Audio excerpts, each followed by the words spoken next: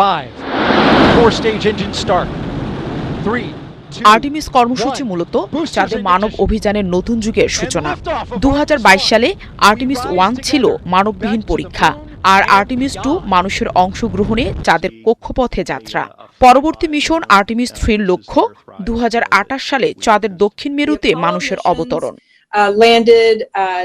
বিজ্ঞানীরা মনে করছেন চাঁদের দক্ষিণ মেরুতে বরফের বিশাল ভাণ্ডার থাকতে পারে, আর এই বরফ থেকে পানি, অক্সিজেন, এমনকি জ্বালানি তৈরি সম্ভব, যা ভবিষ্যতের মহাকাশ অভিযানে বড় ভূমিকা রাখবে। এদিকে চাঁদ নিয়ে যুক্তরাষ্ট্র ও চীনের মধ্যে নতুন প্রতিযোগিতা শুরু হয়েছে।